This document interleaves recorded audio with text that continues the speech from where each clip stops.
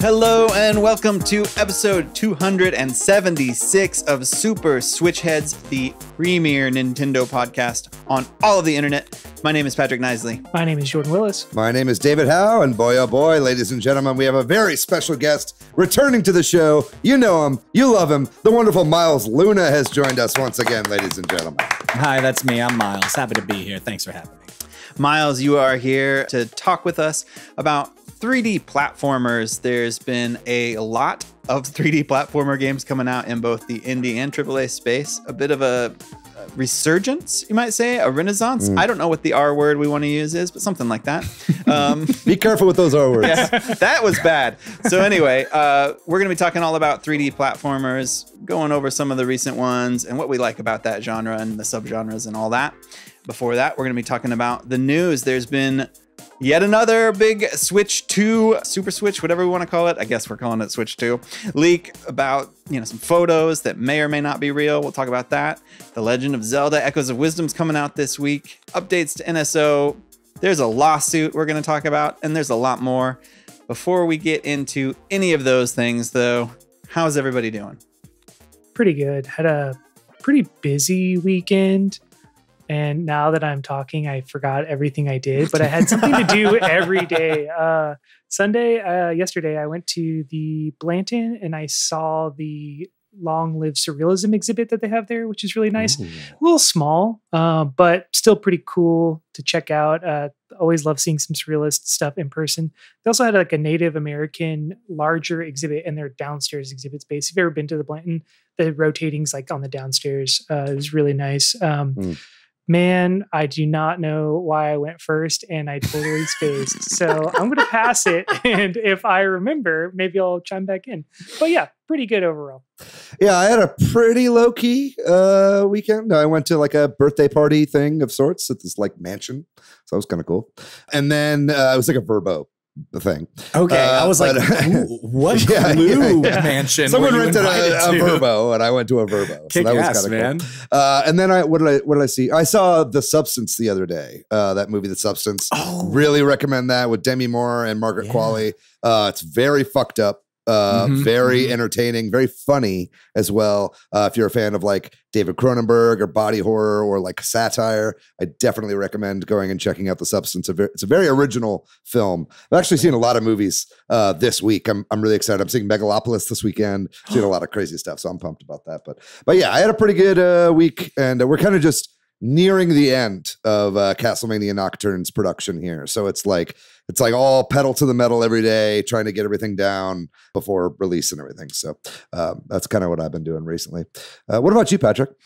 Yeah, it's I feel like I'm going to be a bit of a broken record this week, and I have been in the next few weeks, but I'm really just kind of singularly focused on getting Monochrome Heights ready for both Steam Next Fest, which is happening in mid-October, Very cool. Also just finishing it up hopefully by the end of the year. Yeah, I've just been like crunching on that, like nights, weekends, whenever I have time, because updated demo that I think is going to be a lot better coming out with its Steam Next Fest. So really, honestly, how are we feeling? Are we close? Are we getting close to release? What's the temperature in the room? Yeah, I mean, I feel like it's got to be done by the end of the year, whether it releases by the end of the year, and like at least mostly done, and then maybe either releasing at the end of the year or early next year, just to bug fix and stuff like that. But it's coming to a close. I actually the other week I was starting to feel like I don't know that I can do it, but progress has been happening, and it's like, okay, I think that I've got a system and the things are coming along, and very good. Yeah, it's exciting times. But other than that, just some family stuff really for me and that. So that's me. What about you, Miles? What have you been up to? Oh man, my wife and I are getting ready for a big move over to the UK next year. And so at this point, every weekend is like crucial. It's fixing up the house, getting that ready. It's packing stuff. It's selling stuff. Found some time to play some games. I'm not going to spoil it. I know we're going to talk about it at the end, but I'm lousy with good games right now, folks. I'm excited to talk about them. Yeah, there's a lot of amazing games came out last week. I can't wait to talk about that at the end of the show as well. Also, I've got the Splatoon gun that you gave me the other day. Let's go. Got it right I knew it would get some primo positioning in the background of Switch Headz. That's beautiful. That makes me so happy. Oh, yeah. Well, speaking of Splatoon, in our last episode, we did a sort of retrospective on Splatoon 3. Got a few shout outs. Our friend AV on Twitter gave us the squid and party emojis. Over on Discord, we got Hans Gauger who said, unfortunately, the podcast made them sad because they didn't get as much chance to participate in the last Splatfest.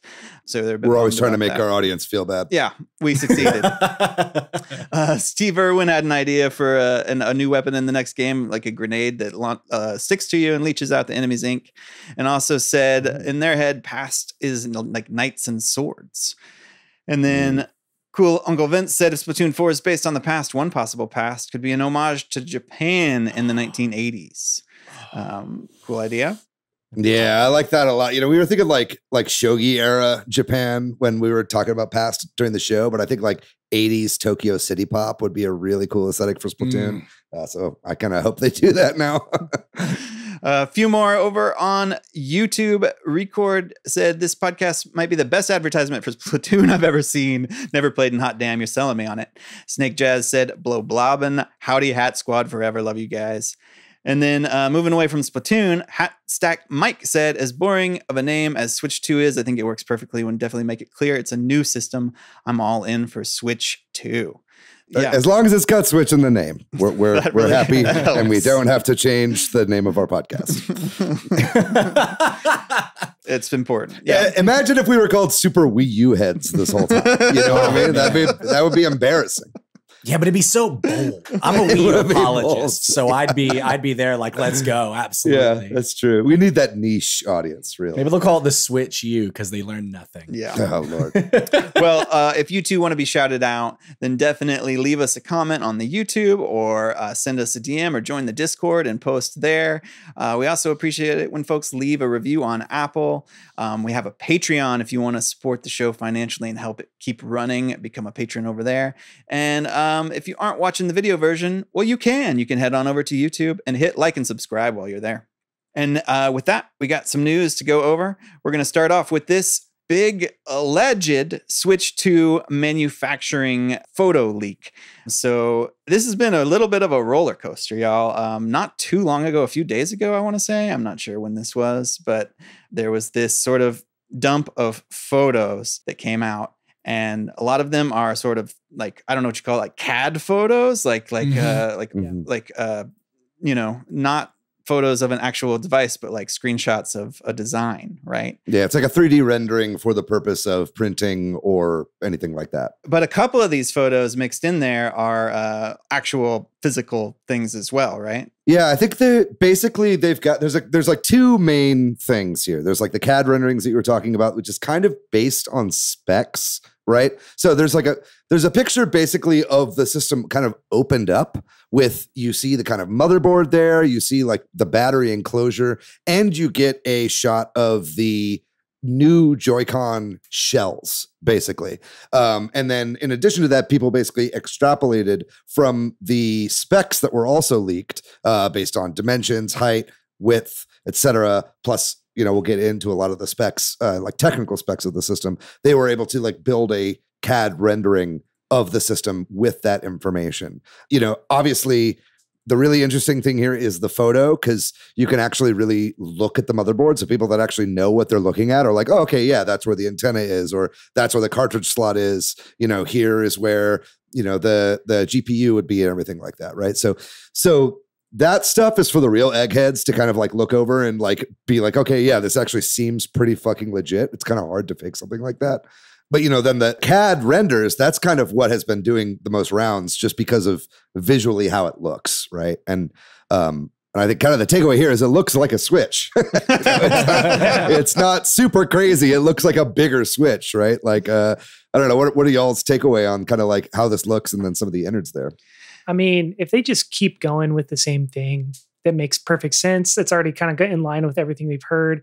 I feel like the motherboard being really hard to fake makes perfect sense. I mean, like, to what degree would someone go to hoax a Switch when we already know this thing is in the pipeline? Like, what's the point of building a motherboard just to have an internet hoax? So it feels plausible, like extremely plausible. The other thing, though, is the shells look pretty beat up, to be honest, and they look a little bit janky, but I could also see them being like prototype shells or shells that were printed based on 3D renderings in CAD, something like that. So, but I mean, the motherboard, or it's a test unit, maybe they're sliding accessories on and off of it or putting it through its paces. You know, there could be any reason to things for that, right? Yeah. And the other thing that was like pretty sick, I really like the magnetic Joy-Cons, like the sliding of the Joy-Cons, just a bit antiquated and doesn't hold up over time. I've had some issues with that. So just that kind of stuff like makes me excited, just like the small improvements that are going to be there. But just show us this damn thing, dude. Like it's the end of September. Come on, let's go. What are we doing? Yeah, I think it's just worth noting that there are a couple of small things that we're hearing is that, and you can see in these pictures, there's a USB port on the top. Awesome. Yeah. So many times I've been playing my Steam Deck and I'm like, oh, I wish I had a USB port on the bottom in addition to the one on the top. Same with the Switch as well, you know, not just for normal stuff, but you know, this opens up the door to a lot of accessories and stuff like that, right? There's an extra button on the right Joy-Con, which some people are speculating is a camera button. I've heard, and you can see it in the shells and stuff, that there's space for it, kind of down by the home screen button. Those are two sort of things that people have been talking about and speculating about what those things might be and mean, with like attaching devices to it and all that. Who knows? There was that rumor going around that it was going to be called the Switch Attach. Yeah. Right, which is a horrible name, and terrible name. Hope to God it's not. But you know that top USB-C port has gotten a lot of people speculating. You know, I think that what was it? Hot Girl Video 69, friend of the show, leaker online, you know, has been talking about like phone attachment for the Switch for a really long time, for like a year and a half, basically. And so that kind of connecting port there. You know, could be something to do with that for optional dual screen gaming. Been hearing that a camera might be a camera add-on might fit into that top USB-C port, which makes sense. There are mics on this device as well, microphones, or at least one microphone on this new Switch. There's so much stuff we could talk about. I want to save some of it. Miles, did you have any thoughts on this, on these alleged leaks? Look, man, all I want is no more stick drift. That's all I want. That's all I need. Give me Joy-Cons that don't break after like a year, and I'll be so happy. All my other wishes, they're neither here nor there. I'm a sicko. You heard me say I'm a Wii U apologist. I love it when Nintendo takes big swings and does weird stuff. Like if you were to ask me what I wanted from like a new Nintendo piece of hardware, it'd be like, hey, how close can we get this to the 3DS? Can you give me dual screens and make it fit in my pocket? But it's not going to happen. It's not going to happen. I need to come to terms with it. So you know what? Just another Switch with a little more power. I'm happy, man. I'm happy. Yeah. I mean, I think that this will definitely be that. I mean, kind of based on a lot of the specs that have been posted, it's like this thing should be pretty fucking powerful. You know, everyone's saying it's kind of like the base PS4 undocked, PS4 Pro when it's docked. There's a lot of talk about there's a dual fan setup within the system, and a lot of talk of DLSS and all that kind of stuff. So yeah, so you know, there's a lot of interesting stuff to go over here. 1080p screen is another one. I think ultimately, though, for me, it's like I like the look of this. I kind of wish it looked a little bit less just like a Switch. You know, I think it'd be cool if it set itself apart a little bit more. But I mean, if we're being realistic, this thing looks incredibly comfortable. I like that it's got an 8-inch screen. I like that the Joy-Cons, like when there was a Chinese YouTuber or whatever the YouTube equivalent in China is, who did a 3D print of these CAD files, basically. And so printed out what the size of the Switch 2 would be, had it next to an OLED and all that. And it's a sizable difference. And just the Joy-Cons alone being that much bigger would be so much more comfortable to play horizontally, you know. And I think just tabletop mode in general with the screen that's 8 inches is going to be so much more viable, you know, when you're not having to like squint at something. You know, an extra inch there goes a really long way. And, you know, bigger Joy-Cons I think helps a lot too. So I really hope that this is true. I'm kind of like going into the camp of I think this is real. I don't know. I've been burned before, but God damn it, I need something to believe in. And really hoping that we hear something from Nintendo soon on this. We're going to rope this into this news because it could be related. It could be something unrelated. It could be nothing, but fans have been digging through all the manufacturing reports and all that, and they found in the FCC filings that Nintendo has submitted a new wireless device. And it's got a sort of model number that kind of fits Nintendo's past history of model numbers, and it's some sort of wireless device, and unlike previous things where they've included the word game console or stuff like that. So there's some folks thinking this could be some sort of wearable, or maybe not even wearable, but like sort of back to their sort of initiative that they announced a long time ago but never really did anything on, about like maybe a sleep tracker or something like that, like as well as whatever you want to speculate, because it's hard to tell from these filings as far as I can tell. But it sounds like it's something that has to be plugged in. So it could be like a peripheral related to the Switch 2. It could be nothing. Also, I mean, if it plugged in through USB-C, we got that extra slot. That's all I'm saying. You know, maybe this could be some sort of camera like we're talking about. I think it's all started to make a little bit of sense. I think that some of the rumbling around there, and I think like this all popping up around the same time makes us automatically connect the two things between the Switch 2 leaks and this. But either way, yeah, I really want them to start revealing things. It's hard to know when that's going to happen, especially with Echoes of Wisdom coming out this week. I think they've kind of shot their wad this week. I don't think it's really going to be happening now. So I think probably more in October is when we're going to be hearing something. But all of this is starting to really snowball into something. Yeah, so people yearn for news, Nintendo. Feed the people. So we'll find out, what these things are and whether they're real and all that at some point in the future. But something that is real and is happening now is that The Legend of Zelda: Echoes of Wisdom is coming out this week. This is the first game where we really get to play as Zelda, top-down 2D Zelda game. Newsworthiness, I suppose, is that Ask the Developer, this is Nintendo's, Q&A that they like to now put out for new games, has come up, and some cool stuff about this. It's the first Zelda game with a woman director, and it's confirmed that it's Grezzo. I don't know if we talked about that last week or not, if that had come out yet, but I don't think it was confirmed last week that it was Grezzo. Yeah. I mean, everybody kind of assumed it was because it looks exactly like their other game. Seems to be like it's all on the same engine, but yeah, this is kind of confirmation of that.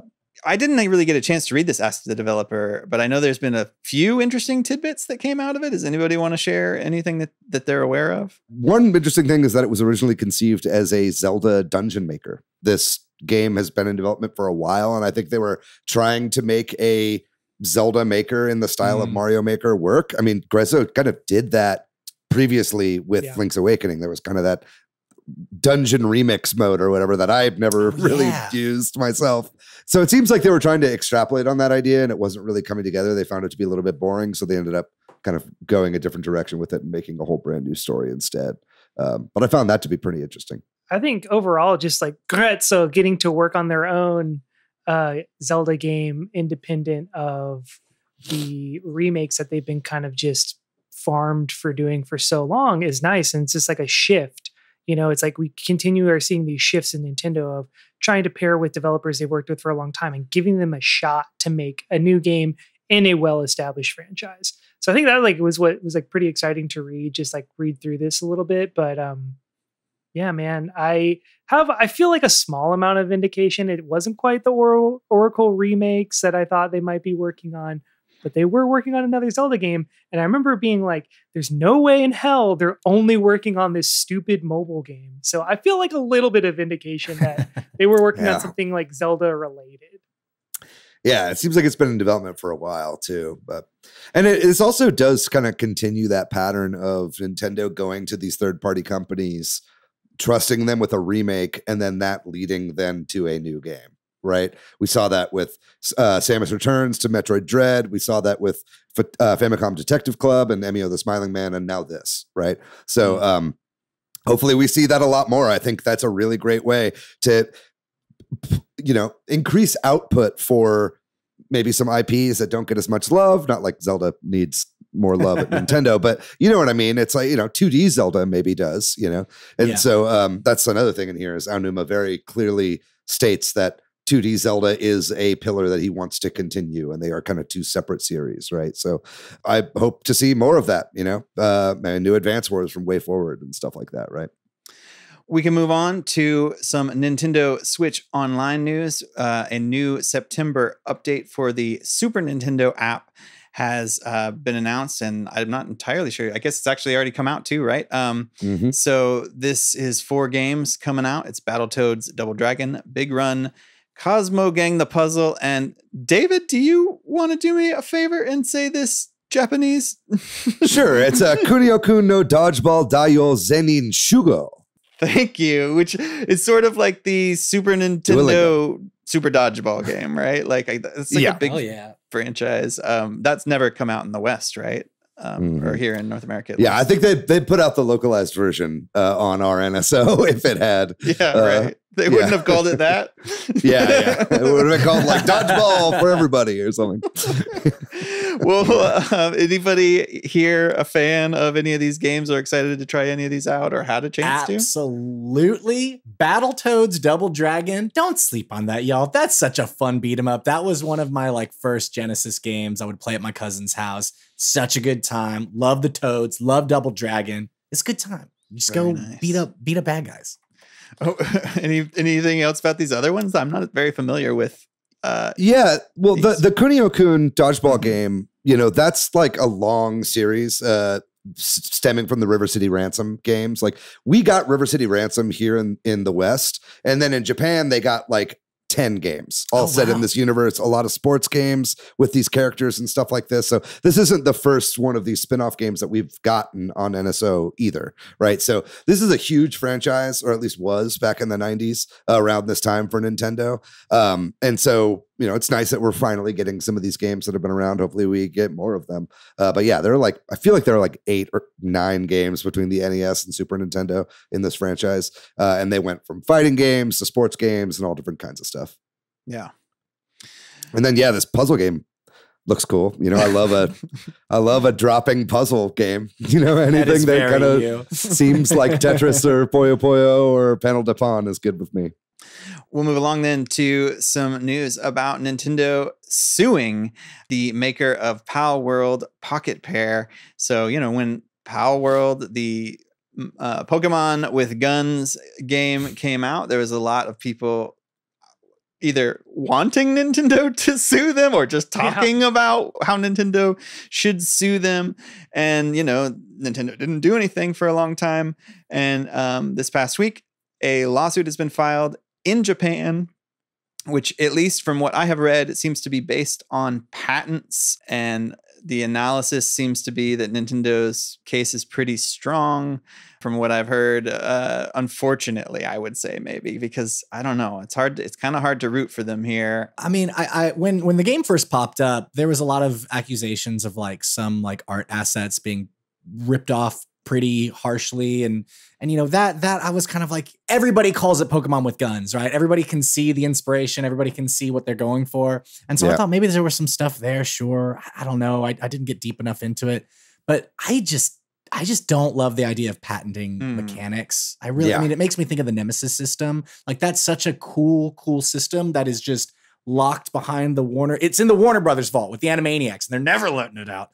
And that just makes me sad, Shadow of Mordor, man. right? Yeah. I mean, I feel like this industry, I mean, so many industries, it's you great artists steal a little bit and then they remix it and they do something new with it. And this just feels so against that in a way that I just don't love. Yeah, I agree. Like and the game even is a little bit more iterative, and it's like different, it's like taking a lot of the resource gathering and building mechanics of like a Valheim or something closer to that, and mixing it with Pokemon. So it's like, it's not just directly ripping off, even if it is directly ripping off parts of, but yeah, like this entire industry and Nintendo is iterative. Like, it's not like they have come up with every video game idea ever and then didn't, you know what I mean? It's like, we always are getting Nintendo's version of XYZ, you know what I mean? So the fact that they're going after it so hard seems a little petty in a weird way, which I guess the Nintendo ninjas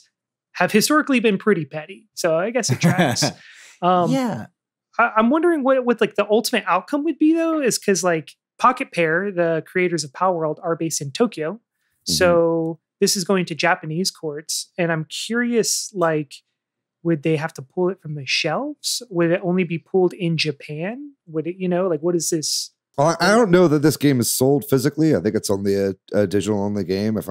I might be wrong on that, but so I think they would probably just pull it from digital storefronts, right? Or force them to change some of the thing or get money but either way, I don't think Nintendo needs the money. That's not what this is about. This is about sending a message that, every time they take a game down, it's sending a message. It's not like, another Metroid 2 remake was like costing Nintendo millions of dollars. You know what I mean? Or maybe it was, I guess, but it was about like, if we're making a game and we want you to buy our version of the game and we don't want anybody just being able to make whatever they want, right?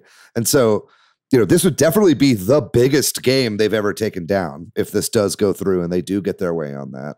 But yeah, no, I agree with you guys. I think it should be illegal to patent game mechanics and stuff like that within games. I think that you can't patent somebody wearing a red shirt that dies, like Star Trek, like what if you did that for movies, like that would just be ridiculous, right? Like what kind of world would we be in if you could really do stuff like that? I just don't like the idea of that. And I think it's a really bad precedent to set.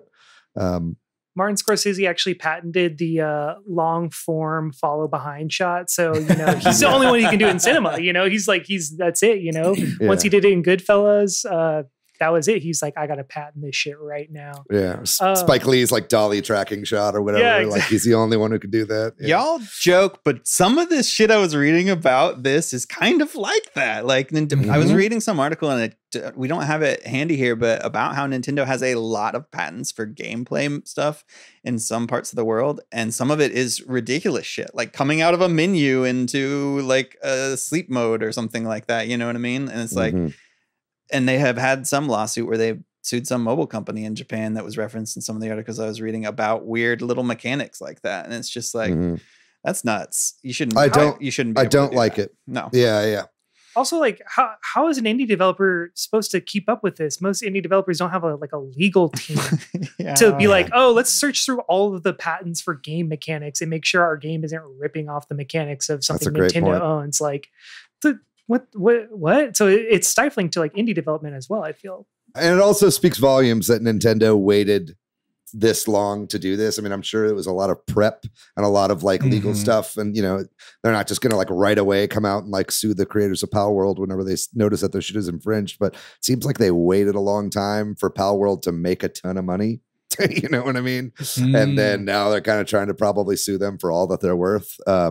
So yeah, this is not a great look for Nintendo. I wish they would be less litigious. Yes. Yeah. Well, we could talk about that a lot, I feel like, but we better move along to some other somewhat upsetting news. And that is a little bit of an update on the Annapurna situation. Last week, we had kind of discovered that at Annapurna Interactive, the game publishing segment of Annapurna, pretty much everybody that worked there walked off and quit. IGN did a deeper dive into this and a little bit more of an explanation. I don't know if anybody here had a chance to read that and wants to give a quick overview or any thoughts on it. Yeah, I read it. It's really complicated and a little bit too difficult to really explain in the podcast, but there was a lot of like change in leadership. And I know that some people have been brought on and some people have been let go. And then those people were brought back and everybody was like, well, we're not going to continue working unless it's under the tutelage of this leader, which we like. And then Megan Ellison, who had kind of taken a step back for a long time, wanted to get really involved again. And everybody was kind of like not really having it. It seems very difficult to understand, but I think the kind of biggest takeaway here was that among the people that all walked away were those top brass in Annapurna Gaming, like their gaming division, right? The interactive division. They all also walked away, right? So it's not like it was a bunch of like the small beans, like guys who are going out and like, talking to developers and getting the talent stuff. It was like, no, it was also like the people that were keeping the fucking lights on other than Megan Ellison, who is kind of the head of Annapurna at large, right? So who knows really what's going to happen here? You know, I think so many of the developers were gobsmacked by this and had no idea this was happening until like the day before the news broke that this was happening. So that's terrible. And then for me, I think the biggest thing here was that Annapurna Interactive was developing their first ever in-house game currently, which was the new Blade Runner game that was happening with Alcon Entertainment and Annapurna. And so I was really looking forward to that game because I love what Alcon has done with the Blade Runner franchise. I loved Blade Runner 2049. I'm really looking forward to the new TV show, Blade Runner 2099, that's also coming out with Alcon. So that was a huge bummer to hear. And I hope somehow some of this gets back on their feet, but it doesn't seem like anybody who left is trying to get back into Annapurna anytime soon. I think they're all trying to move on and make something new with their ventures. So we'll have to follow this as the story progresses. Well, we're going to move on then to talk about something a little close to home here, and that's the Tomb Raider Netflix show. We got a new trailer for this. I think our first real trailer, right? Yeah, we had a teaser before this. Okay. That's right. Like, I'm not just saying this because I'm your friend. I'm saying this because I like Tomb Raider and because this show looks fucking awesome. Like this, yeah. I was already excited because I am your friend and I want to be supportive and all that, but y'all, I'm really on board after this trailer. I don't know if there's anything you can share with us, David, or if anybody else has any thoughts. Sure. Here's the plot of the first 4 episodes. That's not, I'm not going to do that. But for those in the know, I did not add this story to the news. That was Patrick. That was me because I legitimately like the pistols. Yeah, she brings out her pistols at the end and everybody like that's all we needed to do was show the pistols and people were like, oh my God, we think it looks good now. But yeah, I'm really excited for this to come out. I did not edit this trailer. This was someone at Netflix or a related party, but I also loved the trailer for what it's worth. I thought there's like a metric song in it, which I think looks really cool. Yes. But yeah, there is some stuff that I just looked up online. I think Tasha Hugh, I believe that's how you pronounce her last name. She's the showrunner of the show, and she just did a big interview with like Den of Otaku, I think they're called, and they kind of had like a little mini review, and I'm really excited for people to finally see it because the very first impressions of people that are actually watching it are all really positive. You know, Tomb Raider fans, I'm learning to love online. A lot of them are really great. A lot of them can be really intense. It's kind of like anytime you're working on a show that has like a big IP already established, it's kind of a bit of a dance around like fan expectations, and then also we're making this for you, you know, but they're also trying to make it for more people. So it's going to be an interesting experience seeing it come out. But yeah, the show drops on October 10th. I'm really glad you like the trailer, Patrick. I'm really excited for you to watch the show. It's going to be a ton of fun when it finally drops. It looks sick, man. Yeah. Thank you. Agreed. Well, we can move on to just sort of a highlight here that there are some upcoming events. These are all happening between us recording and our show coming out, more or less. So we're going to have to cover them next week. But there's going to be a Sony State of Play. There's going to be a Sonic Central. And then there's also a Tokyo Game Show taking place. So if there were any big announcements from those and you already know about them, we'll talk about them next week. I don't know if anybody has anything they want to say. It's always weird when we're in this space, but if anybody want to looking forward to any of these events? I heard a woo at the Sonic Central. Was that non-ironic? Look, I was a Genesis kid. I love Sonic. Do I think he's great all time? Absolutely not. But I want him to succeed. I want him and all of his friends to do great. Am I going to go see Sonic 3 in theaters? Absolutely. I'm sure it's going to be filled with lots of shadow stuff, and it'll be fun and silly. Oh, yeah. You kind of give me a little bit of Sonic the Hedgehog energy, Miles. Also, your name is Miles. So that's dude, when I found out Tails' real name was Miles, I lost my mind on the playground. Any wild predictions? I got one. Sonic Adventure 3 announced. Oh, dude, that's so wild. I don't think that's happening. It's not going to happen. But I want to. If it does happen, I want to be like, I said that first. I think it's gonna be like a bunch of cups. It's like we teamed up with Stanley to give you Sonic Stanley cups, and then it's gonna be like, oh, we have new shoelaces from whatever the shoelace company is, and then it'll be like, and then also remember Sonic X Shadow Generation. Just give me there, and that's gonna be pretty much the whole thing. That's what these usually are. But I think there'll be official partnership with Ballpark Franks, some sort of chili dog thing. That would be great. Or, Joey Chestnut, he and Nathan's, they aren't friends anymore. Maybe they're going to bring in our blue hedgehogs, do something there. Who knows? Yeah. Well, by the time this comes out, it will have already happened. So please drag us in the comments on what we got wrong. But yeah, hopefully Tokyo Game Show seems like it's going to be a blast this year. I know a lot of people are making it out there this year. And so I'm excited to hear all the news from that. Next up is a little bit of news that I don't know a whole lot about, so maybe somebody else can clue me in, but it sounds like there is some rumors, I would say, based on what I understand, that the Final Fantasy IX remake, which is not a confirmed game as far as I know, right? But has been leaked in that big NVIDIA leak, or is it confirmed? That's correct. Okay. It was in the NVIDIA leak. Okay. Yeah. Is moved from some sort of outside developer to an internal studio, not like moved because they're canceling that or changing, but like just the project is progressing. At least that's what this rumor says, right? I don't know if there's some leaker or insider that said all this. Anybody can take over if they know a little more than me. The rumor right now is that the game is done and has been done, which is exciting because I'm a big fan of Final Fantasy IX. I think that's my favorite Final Fantasy. It's the only one I've actually completed all the way through. Yeah, I'm really excited for this. There was a fan remake project happening called Project Memoria or Memoria Project. And apparently the graphics are similar to that. And it's not like a Final Fantasy VII remake thing where it's a whole brand new game, but rather it's still got its turn-based battles. It's still got all this kind of stuff. It's just a better looking game brought up to kind of modern quality standards and stuff like that. So everything else from that NVIDIA leak has turned out to be true, like almost everything, right? So I think there is like a maybe 5% chance that this game doesn't actually come out. Like truly, I think that this is all but believable. So yeah, this is exciting if you're a Final Fantasy fan. Well, we're going to move on to some of our last bits of news here, which is some anniversary news. First up is that PlayStation is having its 30th anniversary, and as part of it, they have shown off a 30th anniversary edition of the PS5 and the PS5 controllers and the whatever the little thing I can't think of is called, the portal? The portal, yes. Which honestly looked pretty cool, y'all. I don't know. I'm on board. Man, this is just proof. Okay, so they do have, I am saying they are doing a 30th edition of the base PS5. When I first heard this announcement, all I saw was images of the PS5 Pro. And I was like, gamers are about to gamer right now. And sure enough, all the comments the week before when they announced the PS4 Pro, when everyone was saying these prices are outrageous, who on earth would buy this? As soon as they made that thing gray and they gave the face button some color again, all the comments I saw was, RIP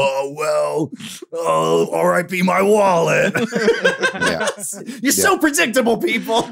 Yeah. It looks very pretty. I'm a sucker for nostalgia. Will I get one? No, but I like that it exists. Yeah. I was trying to see how many of these would be made. It seems like I know there's only like 12,000 of the PS5 Pro ones that are being made. Wow. But I think that's just the Pro. It seems like they'll be making more. I think out of any of these, I mean, it's the controllers I think look really nice. Yeah, I think look sick. I think those look good. I think, don't buckle on your morals here, gamers. Like fucking don't get the PS5 Pro. You don't need it. You don't need it even if it is gray. Just spray paint your PS5. It's got a big white outside. You can make it look however you want. No, but I mean, these are definitely attractive, and I'm a sucker for this 90s era packaging and everything. But yeah, it's just interesting to see. PlayStation has had a total roller coaster of hype and disappointment over the past week. It's been pretty insane. It's been nuts. Dude. It's been crazy. Yeah. Well, and then just to close out the news, I think it's actually today that is Nintendo's 135th year anniversary. I don't know how to say that, apparently. 135 years ago, Nintendo was founded or created as a company. That's pretty crazy. Obviously, they haven't been making video games for 135 years, but man, I don't know. That's a big number. It looks like so they started off selling cards, right? They're like playing cards was Hanafuda cards. Yeah. And it looks like you can go to the Nintendo store and buy Mario themed cards, which I love. I think that's cute. I've got some back here somewhere. I've got a little set of Hanafuda cards. It's a very fun game. Jordan and I are big Hanafuda players. We have played. It's included in Clubhouse Games 51 Worldwide Classics, which I played the other day, by the way, at that mansion. But yeah, no, it's really cool to see. Perfect timing for the Nintendo Museum to go and check out some of the history. I think when I go in November to the museum, what I'm most excited for is kind of some of that early, like even before pre-video game stuff that Nintendo did. I'm really excited to see kind of like what they have set up for that in the museum, because they used to make like love hotels and all this like weird, they would do like pornographic like playing cards and shit like that. They did all sorts of crazy shit before they eventually landed on video games. So hopefully they don't shy away from some of that stuff too much, because some of that's pretty interesting. Well, I think then that is going to do it for our news and rumors segment. And we are going to take a short break. And when we come back, we're going to be talking all about 3D platformers.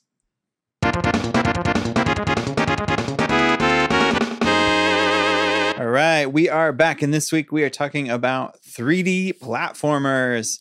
So I don't know, maybe 25, 30 years ago, 3D platformers emerged and there was a lot of them, right? And then maybe that genre had dropped off for a period of time. And right now we're living in a time where Astro Bot, this really big game for Sony, just came out, sort of classic 3D platformer type game. And so there's a lot more interest in the genre right now, and people are asking about it. And I know that if you've been listening to this show, you've been hearing David talk about all sorts of indie 3D platformers. And so we thought we'd take a minute to kind of look at the landscape of 3D platformers and kind of talk about the genre itself and what we like about it and the different kinds of them that are out. Because there are a lot of them, actually, especially in the indie space, right? Yeah. I think not to throw anybody under the bus, but I think there was Krista from the Kit and Krista podcast kind of got like a little bit of heat on Twitter recently, being like, man, Astro Bot is so fun. Why don't more people make games like this? And my mind just immediately went to like, the 10 3D platformers I played in the last few years that like all gave me the same kind of vibes that like great Mario games give me, or all this kind of stuff. Right. And so I think that there has been a really big push, and I love seeing big AAA studio that isn't Nintendo pushing forward a big AAA 3D platformer with Astro Bot. And I'd love to get some of your thoughts specifically, Miles, on Astro Bot, because I know none of us have played it, and I really want to. It's been the game that's been making me want to get a PS5 more than any other game. But also, give a little bit of a spotlight to some of the other great 3D platformers that are really innovating in this space. Yeah, man. I mean, Astro Bot, I do have to say, so I'm a big platformer fan. And I think one of the things that's so special about Astro Bot is there's a few things, right? There's a few things that are really going in its favor. One, the PlayStation 5, I feel like we're existing in a generation right now that really feels like it hasn't proven itself and why it exists, really. When I think about games that you need to have a PS5 for, it's kind of like Astro Bot and Ratchet and Clank Rift Apart. And I guess Spider-Man 2, I don't know, I didn't play Spider-Man 2, but like it's been, difficult to really see what makes a next-gen game as the sort of graphical war has kind of petered out. You're not really getting a ton from even higher fidelity images of somebody's eyeball, right? It's like, hey, games look really good now. What else are we doing? And so Astro Bot, I think, is really much like the kind of demo that it sort of sprung from. It's like it's really showing off what the PlayStation 5 can do, right? It's using the haptics of the DualSense controller in a way that no other game is doing. It has just a tremendous amount of just things happening on screen at all time. There's so many little particles and physics things. They're really, it just kind of feels celebratory. You'll do something in the game, and rather than just, play some sounds and stuff, they'll also dump a metric shit ton of like confetti or balls or dice or coins, and you can run through them and you can smack them and they'll go flying. I just yesterday played a level where as you progress through the game, very much like Mario, they'll kind of introduce a mechanic. They'll let you play for it for a mission. They'll twist it a few times and then you kind of leave it behind and you move on to something else. And the mission that I played gave you a sort of time stop mechanic, kind of like a Quicksilver in that one X-Men movie, like that speedster power. Everything else is slow, but you move normally. And so, you know, you get like 100 dice thrown at you. You spin around, they go everywhere. You freeze time, and now you can hop on each individual die before it falls down. And there's just a tremendous amount of polish and really, I mean, it sounds cliche, but just joy in this game. I think it's really easy to look at a game like Astro Bot and be like, ugh, it's just a big like PlayStation propaganda game. And yeah, you wouldn't be incorrect in saying that, but you can tell that there's a ton of reverence for this console's history, for the characters that have helped make this console what it is in people's like hearts and minds. And there's just an amount of detail that I haven't seen in a long time in a platformer like this. I think unfairly, you think of like 3D platformers specifically, a lot of people associate with like kiddie games. And I think that's why for a while there was a bit of a drought in the 3D platformer genre as gaming hardware was getting more sophisticated and as mainstream gamers were getting older and craving more mature stories. They wanted their BioShocks. They wanted other game that I can't think of right now. But essentially, for a long time, 3. Fallout 3, sure. BioShock and Fallout 3 both came out in 2008. It was kind of like the beginning of everybody just wanted everything to be gritty and dusty. Everybody wanted it to be gritty, and I think game developers really felt as though they were at a point where they had to stand up and say, no, we are art, god damn it. Like, we can tackle serious subject matter. It's not always just rescuing a princess from a castle. And so I think collectively we all kind of migrated towards these more like mature and complex spaces, and people kind of left 3D platformers behind. And when I try to think back to the, you know, quote unquote beginning of a resurgence of 3D platformers, maybe more like 3D mascot platformers, there were probably some before this, but the first one that really comes to mind was Yooka-Laylee. I can't remember what year that was. Too. The developers at Platonic, because they were all a bunch of ex-Rare guys, right? I believe so, yeah. Yeah, they made that. It was definitely them being like, man, this genre really hasn't come back in so long, and it's time for us to do it again. And everybody was really fucking excited, you know what I mean? Because I think at that point, there really were no 3D platformers coming out, even in the indie space. I feel like the indie space at that point was dominated with like pixel art 2D platformers, right? And it's only really been in the past like maybe like 5 years, like maybe 10 years, that the 3D platformer has really had its resurgence in the indie space. And I do think a lot of that is owed to Yooka-Laylee. I think you're totally right. Yeah, no, and I think we're going to talk about a lot of really great 3D platformers here, but just to give Astro Bot its time in the spotlight, man, I think it probably has the best 3D platformer bosses I've ever played. Like I love me some 3D Mario games, but I'm never really excited for boss fights outside of Bowser boss fights in those games. Every boss fight, I'm 3 worlds in at this point, and so far every boss fight that I've encountered, it feels less like I am taking on one enemy, and it's more it's the boss and it's the environment. The whole space is changing, and it's just like, I just keep saying this word, but it's so fucking polished, man. It just feels alive and has this energy that I just can't quite put my finger on. But I mean, these boss fights, it feels like kind of like some of the levels that you would see in the Rayman Origins, like the Rayman reboot levels, where sometimes you have these musical levels, and sometimes like the world around you is changing while you're trying to focus on this thing in front of you. And Astro Bot's done a really great job of capturing that, as well as having these kind of bespoke cameo levels. After you beat a boss, you're going to free one of the bots that's like dressed up like, I don't know, like I've rescued an Okami bot, a Spyro the Dragon bot, a Leon Kennedy bot. Like, they have characters. I think there's a little over 300 bots that you rescue in the game, a good portion of which are kind of cosplaying famous PlayStation or just famous video game characters that have appeared on the hardware over the years. But after those boss fights, you will have, for example, hey, spoilers. After the first boss fight, you free like the Ape Escape guys. And the level after that, you're just playing a small pared down version of Ape Escape for like 15 to 20 minutes.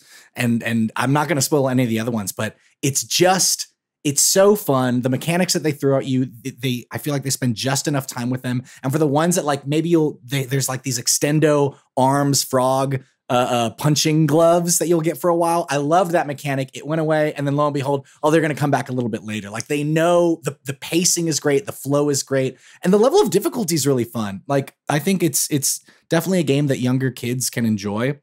and make it through no problem. But if you're going to full collectathon mode, if you want to get all the bots, which they really do, like they give the bots a purpose. It's not just that you're checking them off a list. You kind of have a hub world, like a Terrytown sort of situation, where once you've rescued the bots, they go back to this planet. Once you're on the planet, if you have enough, they can help you build things. You can win props for them to interact with. One of the most incredible moments was I had the Prince of All Cosmos from Katamari, and I won him his little Katamari ball. And I got so excited, I left the gotcha machine to see what he was going to do. And he was just standing next to it. And I was kind of disappointed that he wasn't doing anything. And much like in Oh, Thank Goodness You're Here, the main way you interact with the world is you just kind of smack stuff. And I smacked the prince. He immediately woke up, started pushing the Katamari around. He rolled me up onto it, and I just laughed. I was just so happy to see stuff like that. And stuff like that is happening constantly in this game. There's never a dull moment. No matter where you look, something is moving, something is dancing, something is encouraging you to explore. And much like, I think, Mario Odyssey, they understand that you're going to want to try and go everywhere in this game. Even if they're not intending you to go on top of some tree or some mountain, if you happen to go there, an invisible coin will pop up to say, hey, nice job, kid. You did it. Now I'm moving on. Yeah.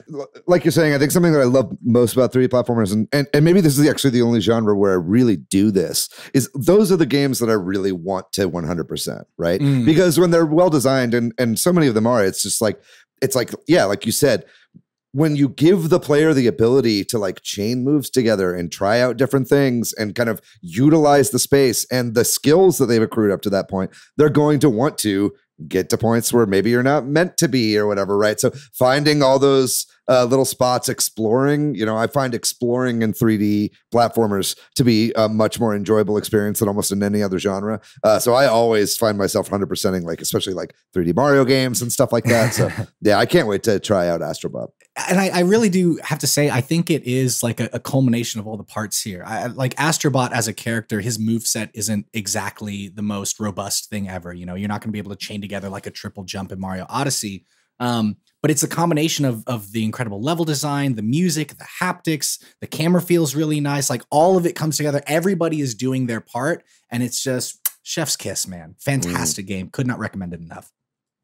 Well, yeah, maybe we can talk a little bit about some more of these like expressive platformers, like you're talking about. Like Astro Bot isn't necessarily an expressive platformer, and I do want to get to like some of the AAA games that have been around for a while, but I think maybe we should just start talking a little bit about some of the indies that are doing really amazing stuff in the space. Because obviously, I think when you want to talk about like an expressive platformer, and that's some term that was actually coined by Fabraz, who's the creator of Demon Turf, right? They kind of coined the term expressive platformer. And what that really means is that you can show off a lot of like your personality in the way that you decide to play the platformer, right? 100%. I think the biggest AAA example of this to this point is Super Mario Odyssey. I think Super Mario Odyssey is one of the most expressive platformers ever made. The ability to throw your hat and jump off of it and then go into a roll, which then you leave in a lunge, and then you do a backflip and a triple jump. And it's just like, you're just fucking like stunting on shit. Yeah, dude, exactly. Like that feeling, and just the feeling of playing the game, and you don't even have to do anything. You could just run around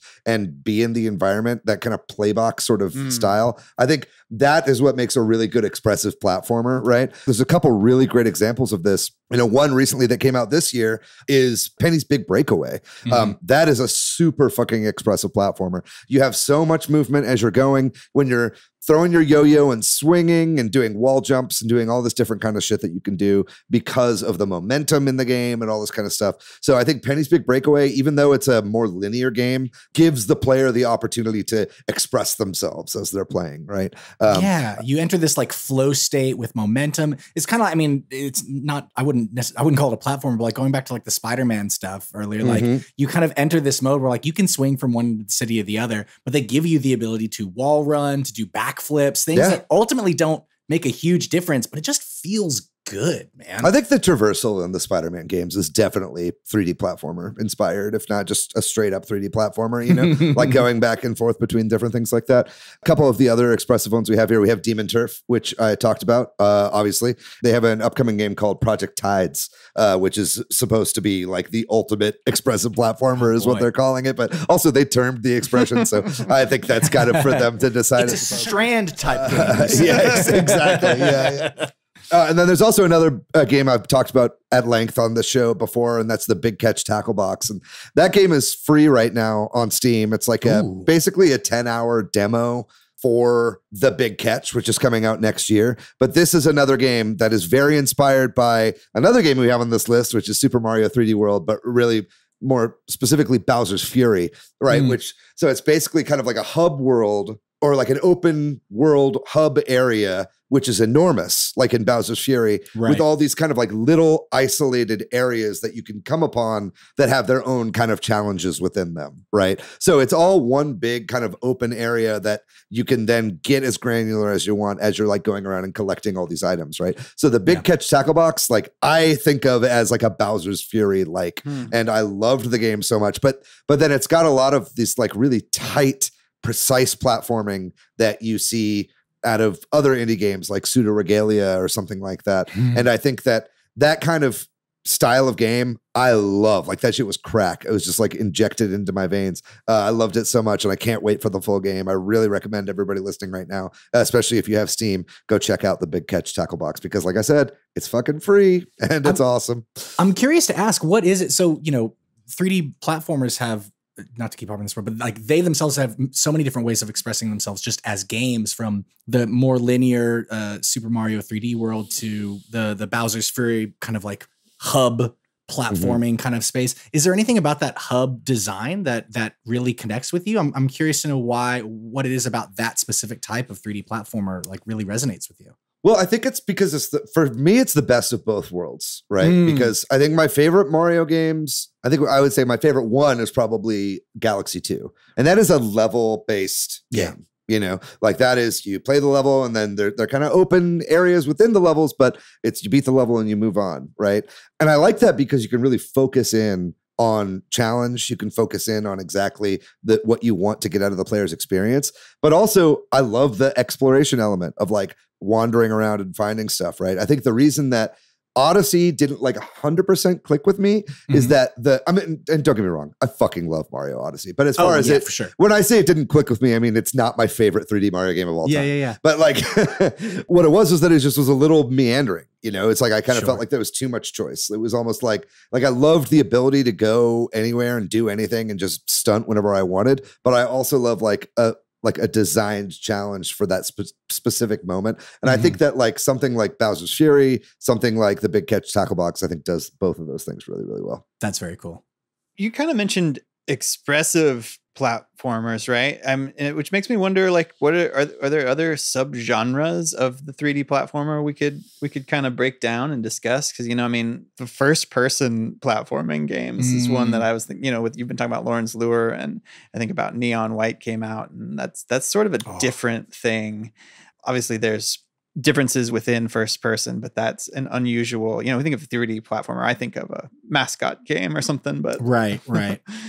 Yeah, totally. I mean, Lawrence Lure is an amazing game. We'll be talking more about that later in the show. But Neon White is another great one. I think Neon White and like Mirror's Edge. Yeah, exactly. Those are really wonderful kind of like speed-based platformers that are in that first-person perspective. And I think having a 3D platformer from a first-person perspective like gives it a whole different vibe, And it's like, it feels so much more immediate. It feels more immersive. And it feels like it's kind of, almost feels like it takes more from 2D platformers in that way, because it's about like how far can you jump in order to make it to this next platform, rather than like I'm trying to see everything around and what can I climb. Or like Metroid Prime, for instance, is a great example of another 3D platformer of just like, whenever it comes down to the platforming in those games, like it really is about like your technical prowess at like making jumps and shit like that, right? You had another one on here, Jordan, within the kind of first person perspective. Yeah, speaking of Metroid Prime, one of my favorite Metroidvania / platformers recently was Journey to Savage Planet. Absolutely love this game. I did not really expect this game to be as good as it was. It's got like an insane amount of humor, but basically you're astronauts on a savage planet where everything is trying to murder you. So is an element of combat. And it's always interesting to see like how first person will mix in elements of combat, because people, when you think of a first person game, you're thinking of like your Call of Duties or your Halos or whatever insert first person shooter. But then there's games like this where it's like, that is part of it. But then another super big part of this game is like platforming to get to the next area. This one has, in Metroid, they have the not the whip, but it's a space the grapple beam. Yes, the space whip. The grapple, where you're like swinging a lot, and that's like always really fun to see in like first person. And another one like that I kind of was thinking about when y'all are talking about it is like, Mirror's Edge was the first person parkour game, but as they haven't made a Mirror's Edge in probably a decade at this point, maybe a little bit less. But Dying Light and Dying Light 2 are both first person parkour games that, you're using your platforming to get out of situations that you don't have to fight. And I think that's like a really interesting way to turn a first person shooter game on its head, where it's like, oh, I'm not running headfirst into a fight to just kill everything. I'm trying to get away, and like how they decide to do that is really interesting. And then I love any game with just like, man, a wall run in first person feels so good, no matter what it is, whether it's like Titanfall, dude. Yeah. Titanfall 2 is some of the most incredible first person platforming you'll ever play. And just how they mix all these elements together of like, you can double jump to a wall run, to a grapple to get to the next place.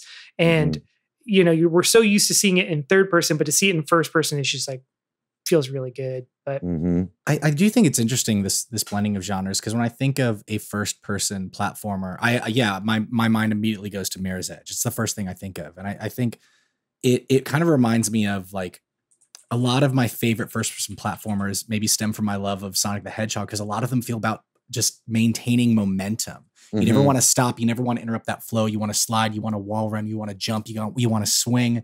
And the amount of combat in those games really varies. Like Neon White, I didn't actually think of as a first-person platformer. I thought of it more as something like I Am Your Beast, which is like, right, it's like you need to kill everything on the map, and you need to do it as quickly as possible. But you do those things by perfecting your platforming and perfecting your movement. Yeah. I just think I really feel like we're about to like really bust open even more like first person platforming goodness. I think it might be I think it's maybe my favorite like subgenre of 3D platformers. Like it's just such an interesting, you don't see a ton of first-person platformers, and so I know there's one coming out, that one that has the kind of the Game Boy that you hold in your hand. So, but that's kind of a blend of the 2D and 3D platformer, right? So I think that one's really interesting. But I hope to see a lot more of these in the future. I've got an idea for a first-person platformer that's actually a 2D platformer. I told you about this one, Patrick, but I don't want to spoil it on the show. I don't want somebody to steal my idea, but yeah, I mean, while we're talking about Sonic likes, I think that's kind of its own whole subgenre of 3D platformers as well. Really enjoyed Lunasis. I talked about that a lot last year. That was one that was super fun. It's kind of like Sonic, but also to me feels a little bit like Crash Bandicoot or something like that, where the camera's like behind the character and you're going forward a lot. I know you do that a lot in Sonic as well, but so I would definitely say Lunasis is a 3D Sonic like. I've got Spark the Electric Jester series that started as a 2D Sonic like and has evolved into a 3D Sonic like. I think Spark the Electric Jester 2 and 3 are both 3D games. Really underrated games. These games are super awesome and they play incredibly well. Now, honestly, most 3D Sonic likes end up being better than actual 3D Sonic games. I feel like the entire time, and no fucking, I'm not trying to like hate on Sonic Team, but it's like, I kind of feel like they never quite figured out exactly how to make 3D games, even to this day, and so it's like, they're doing their best and they do a lot of really innovative stuff, and so much so that people are trying to copy them and do it even better, But I mean, Spark the Electric Jester 3 is really great. It's on the Switch too. I really highly recommend you check that one out. It looks amazing. I mean, this looks straight out of like Sonic Heroes, Sonic Adventure. This is not, I'm watching it right now. This is incredible. Yeah, it's a super pretty game too. It's like got the whole mascot like vibe down really well. It's got awesome like kind of beat 'em up fighting elements to it as well. Yeah, which is really cool. Pulling off combos in the trailer. Yeah, exactly. It looks really great. Rollin' Rascal is one that's coming out soon. I think there was if it's not next year, it's the following. I don't know. But yeah, that game looks really great, and that is very clearly Sonic inspired. I'm not sure who put Orbo's Odyssey on here. That was me, David. You turned me on to this game, man. I was trying to describe this game to somebody, and my mind just kept coming back to Sonic. It feels like an Adult Swim show that has the momentum that I always wanted. The momentum and the control that I always wanted a 3D Sonic game to have. The environments are large. They give you a lot of space to experiment, to move around. You have this really great like roll move. You'll kind of like, you turn yourself. You're essentially just like a little stick figure man with no arms, and you kind of launch yourself like a missile. But you can eventually it's really learn. Weird. it's very, very bizarre, and I adore it. But you can eventually, over time, you start to experiment with your moveset, and you realize that, oh, if I do this missile move, but I chain it with a jump, I kind of become, you become like a tire shape, and you can become this rolling ball. And there's a lot of different time trials throughout each of the levels. It's sort of a collectathon, but there's only like 8 things to collect in a level. It's very bite-sized. It moves really fast, has a bizarre energy to it. But again, it's just, you enter that flow state, man, of you're gliding. You're just moving through the space. Like you're just on the wind. And those are, if you can get that feeling in any platformer, 2D, 3D, that is the sweet spot, man. Yeah, I really enjoyed Orbo's Odyssey quite a bit. It's also like a $5 game. That's another thing that's crazy about this. Like there's a few games in here that we're talking about, like, you know, Lunistis, Pseudo Regalia, Orbo's Odyssey. We'll talk about a couple here as well that are like $5, $6 games, you know, if you're going on Steam, or some of these are on Switch as well. And I think that, you know, a lot of times they're that small because they're small games, you know, and they're not super long. But that's kind of great. You know, I'd rather have a bunch of small, short games that I can play quickly and like actually complete and feel good about myself for very cheap. You know, I think that's just really, really awesome. I mean, fucking, yeah, like I said, Lawrence Lure is $15 and, you know, that's really insane. But yeah, maybe we can talk about some other ones. You know, we brought up ukulele here, but I think definitely one of the subgenres of 3D platformers is the collectathon, right? Yeah. And I think to a degree, Mario games have kind of turned a little bit into collectathons. You know, I think that you know, Odyssey definitely, with the number of moons that there are in that, right? You know, it used to be in 3D Mario platformers that the star would be like the goal at the end of the stage. Right. And now in Mario Odyssey, you know, you pick up a moon and it's like, great, keep playing. You know what I mean? It starts to feel kind of more like that Banjo-Kazooie, Donkey Kong 64 style game, right? But there's a ton of really great collectathons out here in the indie space right now. You know, there's a Hat in Time, which, to be honest, wasn't my favorite out of all of these. But were you a big Hat in Time fan? I actually really enjoyed A Hat in Time when I was briefly streaming at the beginning of the pandemic, and I got really bored. And I was like, oh, I'm going to stream now. One of the people that would come in was like, you got to play A Hat in Time. So eventually I got it and I played it. And I was like, damn, this is sick. Like, so A Hat in Time is you are, I don't even remember the character's name, but you collect different hats that give you different abilities to traverse the world in different ways. So some of the, you know, all the different hats kind of give you a different like ability to go through the world. And I just really had a really good time. It was like super pretty, really like joyful. Man, David, that's a shame, man. I feel like if you play this game more, you might like it because it's like probably, yeah. I haven't unlocked many, if any, hats, so it's like I probably just didn't give it a fair shake. Yeah, it's like the further you get into it, the more I was enjoying my time with it because it just changes so much as you go through it, and I think that's like what's really keeps me on like a collectathon style of game, you know? Like I played ukulele, but I fell off by I think about the third world because it just wasn't enough mechanics to kind of like keep me invested. But if like, you know, a collectathon game can change the way that I'm interacting with the world and moving through the world, like I'm all in. I'll play it probably to the end. But yeah, man, Hat in Time was really good. I really enjoyed that. It's funny that, like we were talking about, like ukulele kind of brought 3D platformers back in a big way, I think. And maybe that's not exactly fair to say, but it really feels accurate.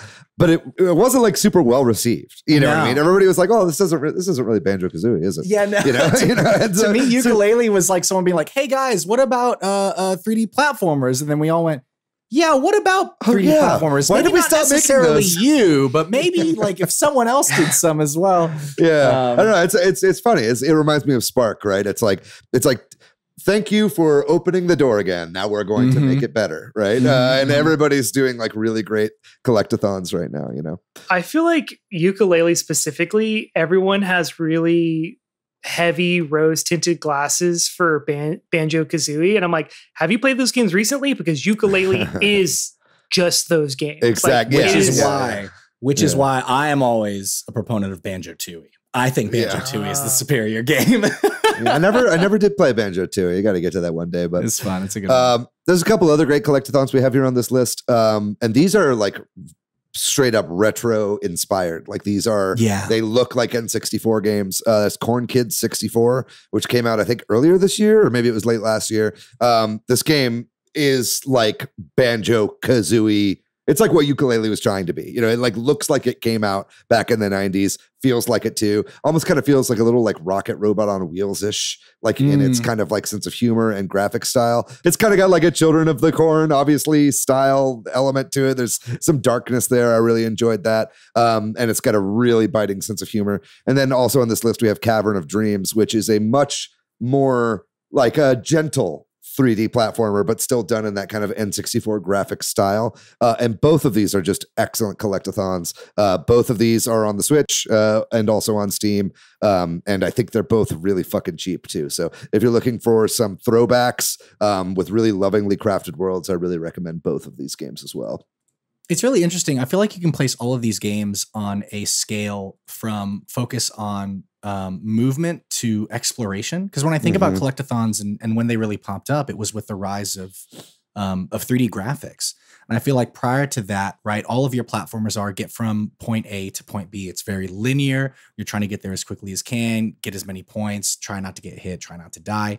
And then as soon as you open that up into a 3D space, it's like, okay, well, we don't just want to go from A to B. That's linear. That's 2D. We got to open it up. What are we doing? Okay, if we're going to have a big world with no definitive endpoint, what are we doing there? We're exploring that third dimension. Did you know that you could go into that cave and the camera will still go with you into that cave? And what's in the cave? It's a fucking star. and this has been a really fun conversation because it's making me realize like a lot of these, with the exception of maybe like a Metroid Prime, like going back to Neon White and to Mirror's Edge, it feels like a first-person 3D platformer is almost like a 2D platformer, but it's 3D just because you're in that first-person point of view, but you're still going for that, keep moving forward, keep going fast, don't get interrupted. I find all of it fascinating, the reasons why each of these different genres kind of started to rise and when did they rise and why did they rise? And the 3D platforming genre is rich, y'all. There's a lot of different spaces you can find. It contains multitudes, dude. I love it. That's why we're doing an episode on it. It's a deep dive, baby. Although we're kind of going surface level on each of these. No, we're doing okay.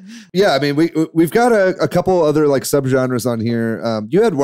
I think you added one of these, Patrick, in the kind of like puzzle 3D platformer, or kind of like almost like top down 3D platformers. You had a Short Hike in here. Yeah, right? so it's kind of funny because a Short Hike, it's a game I love, and I was doing some research for this episode, and I'd not ever thought of it as a 3D platformer, but I was Googling like people talking, like Reddit threads where people were talking about the best 3D platformers of recent time. And this was on multiple lists. And I was like, you know what? It totally is a 3D platformer. Yeah. I just think of it as more of like a narrative game. And it also kind of, I think, hitting on something, Miles, you were talking about earlier, that sort of gliding mechanic, because in addition to sort of wall jumping and climbing in this game, there's a whole lot of gliding, and I think that movement feels really good in a Short Hike, and is, you know, in addition to sort of running and platforming, is kind of a big part of at least some 3D platformers, right? This sort of flying, gliding mechanic. So yeah, I really like that one. If you liked a Short Hike, I would really recommend Sephony. Patrick, if you haven't heard of that game, we've got it here on the list as well. Sephony is by the creator of Anodyne and the upcoming Angeline Era. Angeline Era is one of my most anticipated games coming out right now. I really love the demo for that. But Sephony is it's a 3D platformer, but that is very narrative driven. And it's also kind of like puzzle based. And it's also kind of about like ocean researchers and people that are trying to figure out global warming, and like they're environmentalists and stuff like that. So I feel like this is a very Patrick game in a lot of ways. I think you would really enjoy it. And I actually picked this one up recently just because I was such a big fan of the Angeline Era demo. But that one's really cool, and it's got a really great vibe as well. And I also put inside this puzzle-ish, sort of top-down-ish thing, Frogun as well, or Frogun. But it is a sort of puzzle game that is in that kind of old school style, but utilizes platforming to great effect as well. And I think they just came out with a sequel for that game too. So those are all really good ones to check out. I'd also throw out, if you're a big fan of Short Hike, Lil Gator Game. Lil Gator Game is incredible. It feels like a Short Hike, but with a bit more Breath of the Wild in there. You got a little glider. You're kind of going around. You're clearly like you're a little kid playing as someone who's obviously supposed to be Link, having these little adventures, helping people around this neighborhood park while you're trying to play pretend. Just fantastic. Writing is so charming. Super chill time. Yeah, it's Short Hike has kind of spawned its own hike likes in a way, which is kind of strange. There's also a pretty great representation in this genre for Metroidvanias as well. Yeah. I think, we brought it up a couple times already, but Pseudo Regalia is so good. Simply an incredible game. I mean, this is a game you could beat in about 2 hours if you really know what you're doing. But this is what Castlevania 64 was like supposed to be, basically. I think Pseudo Regalia is a game that kind of like takes the best elements of both a Castlevania game and a Mario game, where it gives you that expressive movement. It gives you the wall jumps. It is challenging in its, very much Mario 64. It's like a pretty challenging 3D platformer, especially when it comes down to doing stunts and tricks, like doing wall jumps in Mario 64 is tough. It is in Studio Regalia as well. It doesn't like hold your hand, but it gates stuff off until you get good enough to do what you need to do. And then you have that skill for the rest of the game. You know what I mean? Yeah. It's not like, oh, I unlocked the double jump. It's like, no, I fucking fucked up on this jump enough until I figured out what I was doing wrong. And now I can do it in all the rest of the game because I'm good at it now. It trains you really exactly. Well. Right. So I thought that was a really great game and a really good representation of Metroidvania within the 3D platformer space. Obviously you have the Metroid Prime games as well, which are wonderful Metroidvanias, but a couple other really good ones. I've got Blue Fire in here. This one is out on Steam and Switch. That's a really great Metroidvania. It gives me kind of like a 3D Hollow Knight vibe. More than anything. And it's a really, really cool game. I really recommend that one. And then who put this one on here? Recore. That was me. Blue Fire has been on my list for so long, so I might hit that up soon. I just want to give a little bit of love to Recore because when it came out, it kind of came out in a bad state. And then over the course of a year, they released like a definitive edition. And I didn't play it until after that definitive edition came out. But this is a game that was directed by the director of the Metroid Prime trilogy. He directed 1, 2, and 3, Mark Pacini. But it is a 3D Metroidvania game in an open world kind of literal sandbox or on like a sand planet. But you have robots that are helping you explore this world, and every robot kind of gives you like a different ability to help you traverse. So one of them's like a little car. One of them, like there are platforms that you can like wall run, but you have to have the robot is like your wall running robot or it will go straight up. And so as you like kind of go through the game, you kind of are exploring the world with all these like different platforming mechanics, and it just like really works. And this is a game I would love to see a sequel. It just kind of like didn't have a great release. And then even after the definitive edition came out, it just didn't get enough love. So I wanted to like just shout it out as a 2016 release. And it was for Xbox. It was like supposed to be a Xbox exclusive killer app. And it just like didn't take off in the way that it should have, even though it got a great update. They wanted their grit. They wanted their BioShocks. They wanted their Fallout 3s, Xbox this does gamers. have grit. It does. Yeah. No, I remember. Well, I literally Sandy, yeah. I remember the trailer for this game and I remember being so excited, and then reviews came out and it was just kind of lukewarm and it bummed me out. But this definitive edition, that's really exciting. I might have to check this out. Yeah, it fixed a lot of the technical issues that it had upon release. I think a big part of it was like it messed up waypoints, which is like something that's really important that I don't think we've been really talked about, but like waypoints and wherever you restart after you die was a big issue with it. But yeah, man, the definitive edition, it's on Game Pass. If you have Game Pass, just play it. It is worth it. Damn. Also, shout out to Journey to the Savage Planet, currently 75% off on Steam. What? Whoa. Hey, there you go. Might have to add it to the cart before the episode's over. Yeah, we should definitely make a list of all the games we've talked about in this episode because there are a ton of really great ones. But some last ones I do want to shout out here before we go in the indie game space. You know, we've had him on the show before. We talk about his games a lot, but Astro Games makes tons of great 3D platformers. I think they're all 3D platformers, and they kind of run the gamut of genres. You know, there's Super Kiwi 64, which is very much in that Banjo-Kazooie collectathon bucket there. And then you've got the Tori games, which feel a lot more like the kind of momentum-based Sonic likes, you know. And so I think those are both really great games.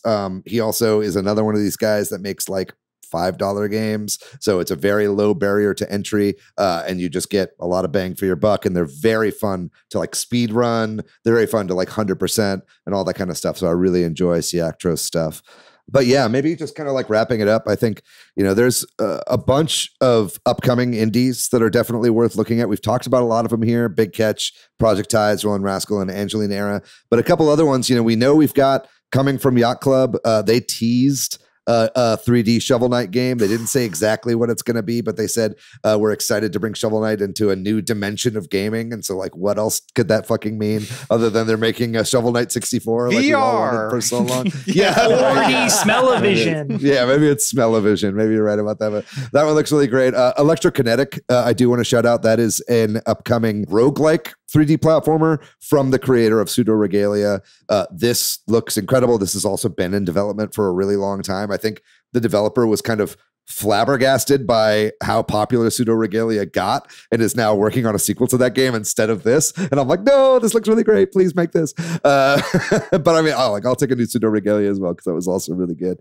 And so many more. I think that a good person to follow, we've talked about them already, but is the creators of Demon Turf, Fabraz. Like, Fabraz has been one of, by far, the biggest proponents and cheerleaders for the genre of 3D platformers, like, forever, you know. And we talked about how they kind of came up with that expression of the expressive 3D platformer. But consistently, Fabraz has like made threads on Twitter like every year, just highlighting all the new games that are coming out in this space. And so many of these games that I've found through bookmarking those tweets, going through them, adding all the games to my wish list on Steam and going through it that way. So definitely keep an eye out on their pages and stuff like that. If this genre is exciting to you, or if you're looking for something that's going to be innovative, that's definitely something to look at, because AAA games, you know, we've had a lot of really good ones recently. We had Kirby and the Forgotten Land, which I've heard is actually pretty similar to Astro Bot. Sonic Frontiers, you know, kind of doing the breadth of the wildification of the Sonic franchise. You know, that's exciting. And I think they can only go up from there, right? You know, after the first game came out and it was a little buggy, I think the next one could be even better if they learn all the right lessons. You know, who knows, the Sonic team. But it's like, but it's like, what I'm trying to say is AAA game development takes a long time, you know? Yeah. And I think that it's really great to see the indies kind of taking over in the space, although I do hope that starts to trickle up to AAA developers. And that's why I hope Astro Bot is such a huge hit, just to be like, hey, we don't just need sad dad M-rated games on PlayStation, you know, like where there's a space for joy, like you were saying, and expression. I really hope to see more of that from the AAA developers as well. Dude, fingers crossed, man. There's just so much fun to be had in that space. Well, then that about does it for our discussion on 3D platformers. Whoo boy, that was a lot of games. A lot of games. We are going to take another short break, and when we come back, we'll talk about the games that we've been playing recently. Like I said, I've been kind of crunching on my games, so I haven't played a lot of games, but I have at night, sometimes to wind down, been playing more of Emio the Smiling Man, the Famicom Detective Club game. I am several chapters deeper than I was when we last spoke about it. But the more I play it, the more I even like it, because, you know, I played the remake of the Famicom Detective Club, the one of them, and I really liked it, but I felt clunky. And this one just feels so much more smooth to play, even if you sometimes still kind of bump up against, like, I don't know what the game wants me to do. It just feels better, and there's just more variety, and the visuals are really great. And also, I'm really getting into the story. I mean, it's dark fucking kids being murdered and all that, but like there's a lot of moving parts and I'm really enjoying it. Like it's a really great wind down game, even if it's kind of fucked up for a wind down game. Are you playing like in bed? I am primarily playing in handheld. I don't think I've actually played it docked at all. And I've either been playing like while my wife's watching a show or in bed. That's pretty much all I've been doing. Oh yeah. That seems like a nice, like, curl up in bed and have the Switch fall in your face when you fall asleep game. Yeah. Hope a man in a paper bag doesn't come murder me. You never know. Here's hoping. I'll go next. So I haven't had a ton of time to play games either. So last week I'm going to a Polaroid convention next week, or an instant film convention up in Denton. So I was like preparing for that and trying to make a zine for that. And then Valerie shot a short film over the weekend. So I was just really busy with all that. This is my follow-up to I couldn't remember what I did because I did so much that my brain just completely blanked out. I was going to say, wrong part of the show, Jordan. Yeah, I know. But anyway, I've been playing the Plucky Squire just recently came out, and I actually got a little bit of early access to that. So I'm on chapter 7. And it's awesome. I love it. I really like the Swords of Ditto, but my main complaint about that game was after I did like 5 or 6 runs of Swords of Ditto, it kind of became like a little samey.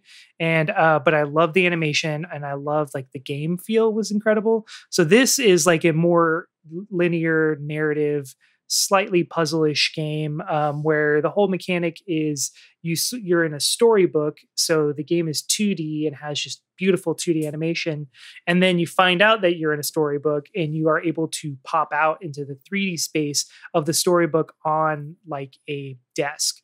So you're switching between both worlds to kind of try to solve puzzles, bringing things from the outside world in, from the storybook world to the real world and vice versa. Just really cool, really fun, plays really smoothly. I won't play it on PC, but so that game's really fun. And then I also had picked up this game a while ago, but finally got to play it. It's called Content Warning.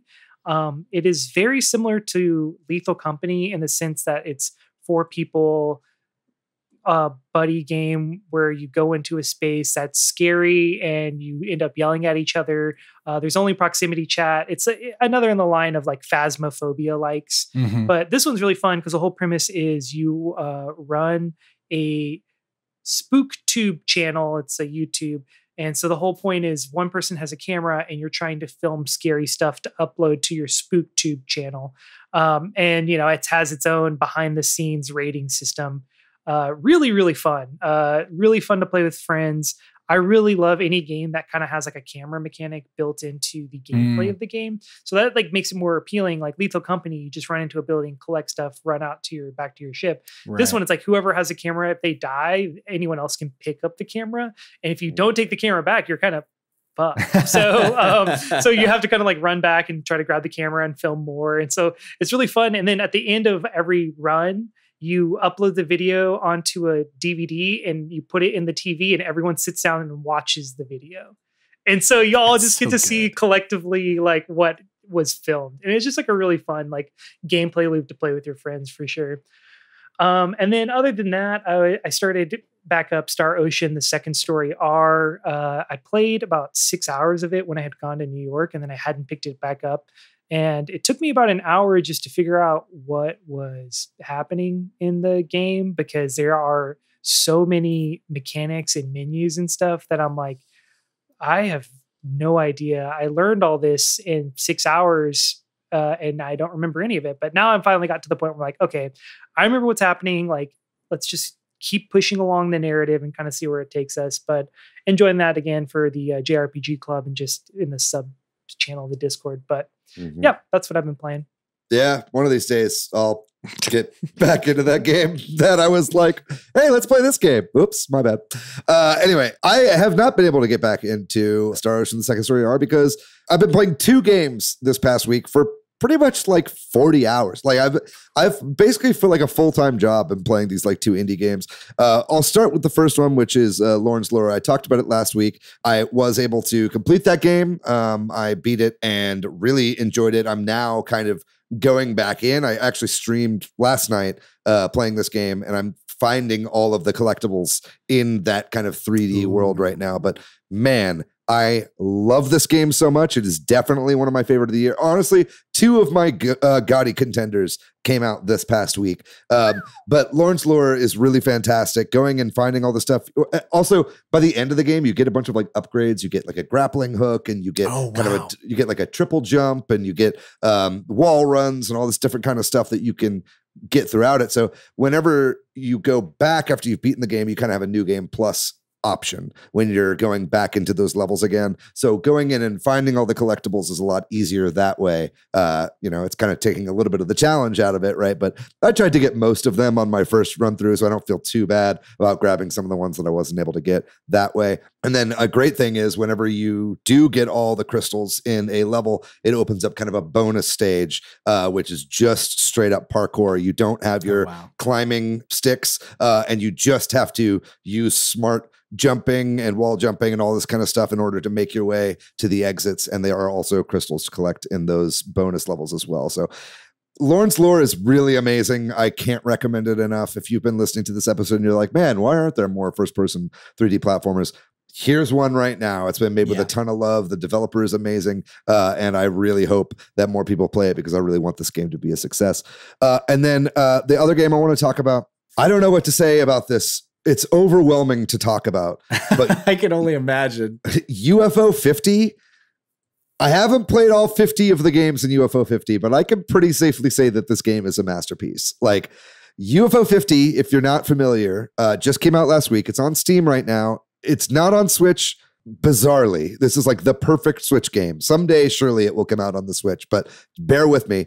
It is a collection of 50 games. And it's not like 50 mini games. It's not like a WarioWare micro game sort of situation. Like this is 50 full games.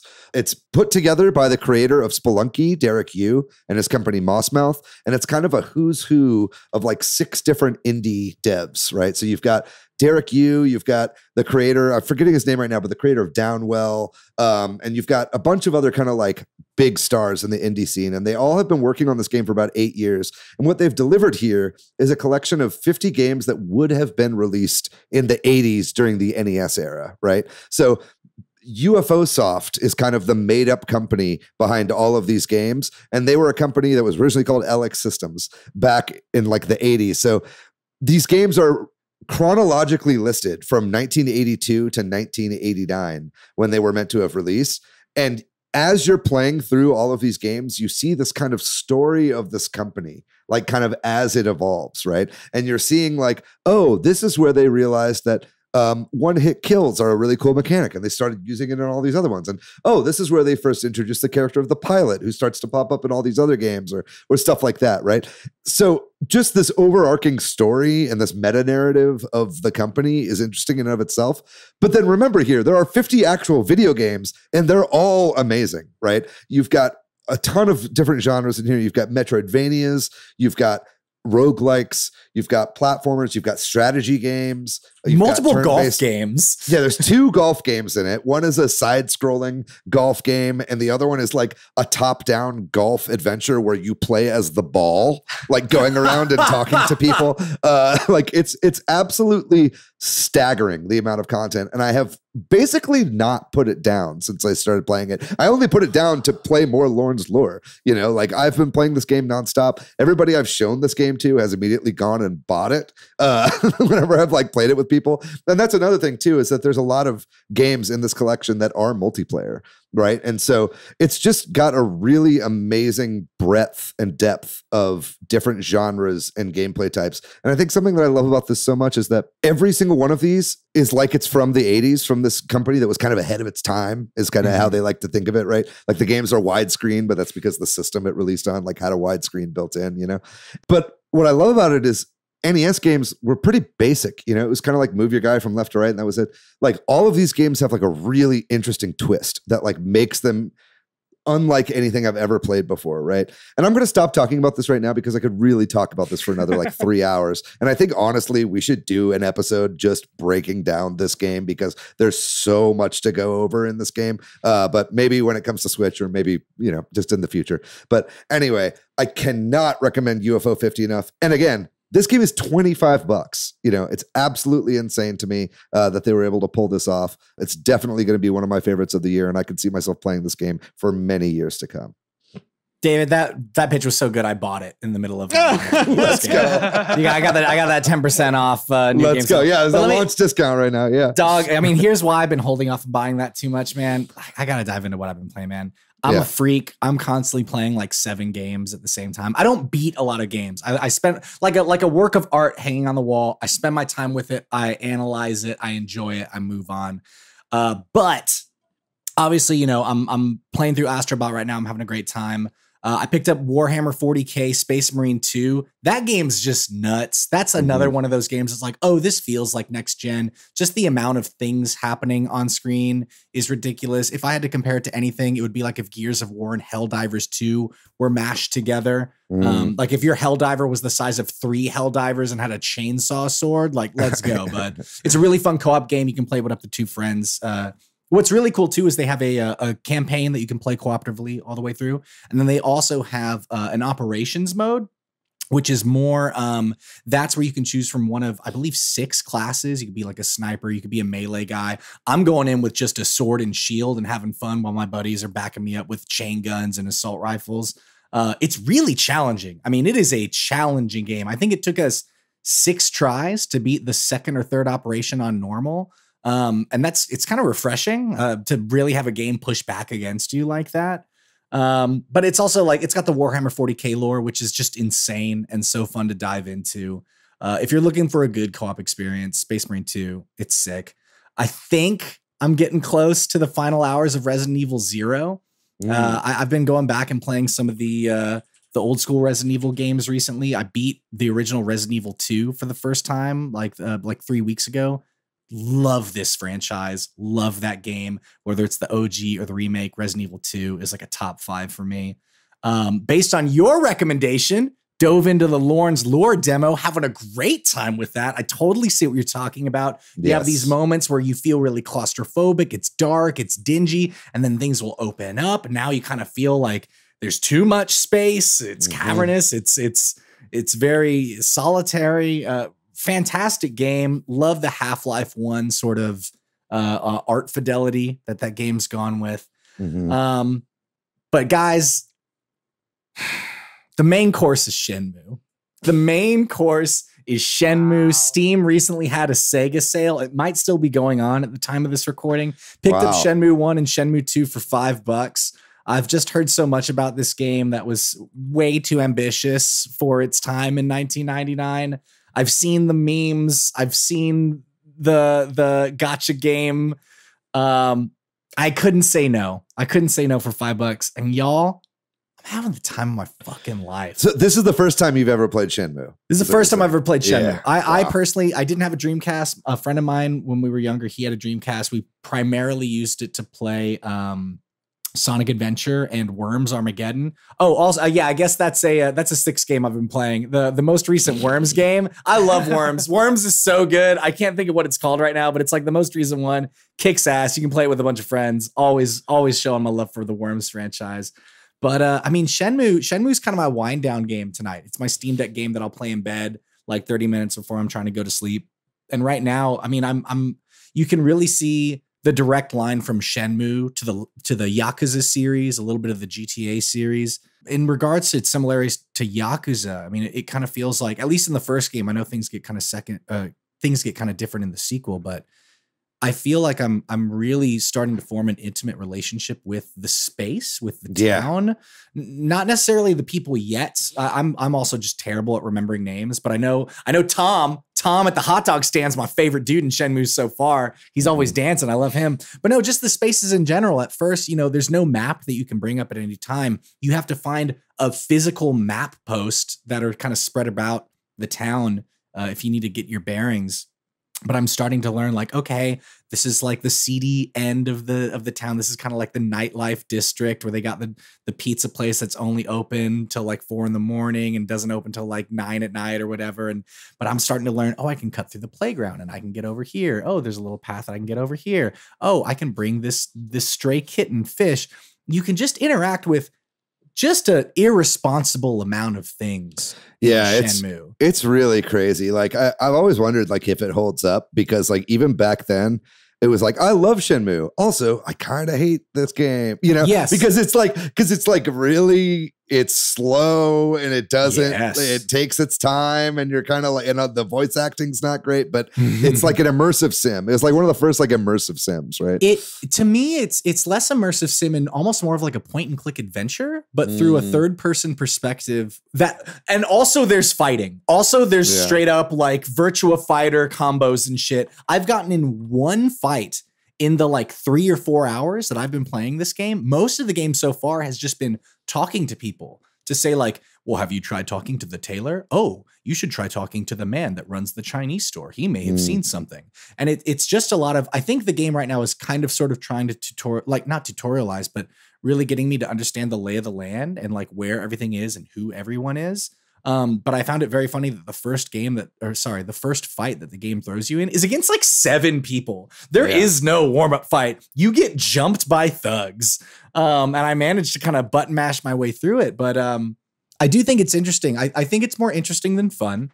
But that's my bag. Yeah. I love that. I love things that are weird and try to really swing for the fences. And if they fail or fall flat on their face, or even if they don't quite stick the landing perfectly, I still love them for trying. And my God, does this game try.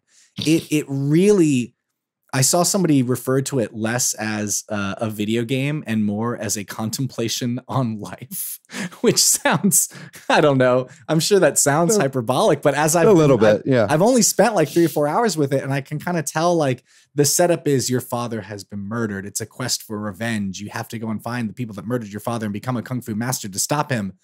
But that's not what you're doing. What you're doing is you're spending time with your neighbors. You're hearing about their problems. You're listening to your aunt, grandma, housekeeper. I'm not sure what our relationship is, but you're hearing her tell you, hey, it worries me when you come home late at night. Because the game will force you to go home at midnight or maybe a little bit before then.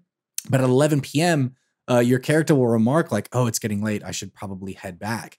There's no punishment, as far as I can tell, if you stay out till midnight. The game just forces you to go home.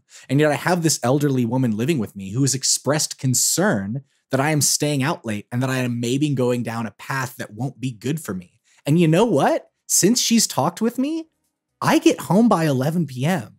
because I don't want this sweet old woman who gives me an allowance every day to worry about me. And it's fascinating. It is a fascinating game.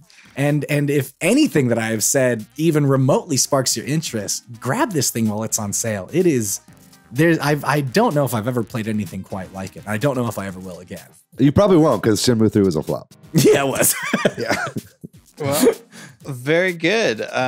Thank you so much, Miles, for coming on and joining us and talking about 3D platformers. Really appreciate it. Thank you so much for having me, guys. It's always fun. Thank you to MilkyWay.co for doing our website. Thanks to Corduroy for doing our music. Thanks to all of our patrons over on Patreon.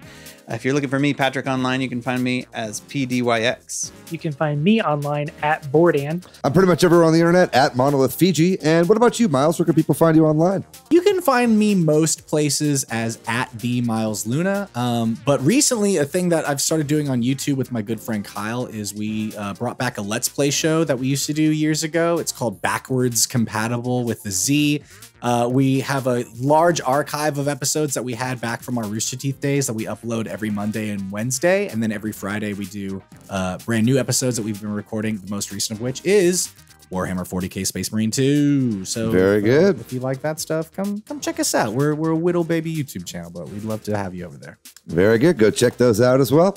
If you'd like to find our show on social media, we are at Switch Headz on Twitter, at Super Switch Headz on Instagram, Facebook, and TikTok. We got our website, switchheadz.com, and we have a Discord, a Facebook group, and a Patreon. We'll have links to all 3 of those in the description of this episode. Whether you're watching it on YouTube or you're listening to us on Apple or Spotify, make sure you check out those links, leave us a comment, leave us a review on Apple, like and subscribe on YouTube, all that good stuff. And please join us over there on the Discord. It's such a wonderful community. We'd love to have you in there. Some of my favorite people in the world are in that Discord, and God damn it, you could be among them. So join us over there. That's going to do it for this episode. Thanks again, Miles. What a wonderful time. You guys know the drill out there. Stay safe. Be kind to yourself. Be kind to one another. Go play some fucking 3D platformers. We just gave you like 25 to check out. They're all amazing. But other than that, we love you guys very much. We'll see you next week. Bye-bye.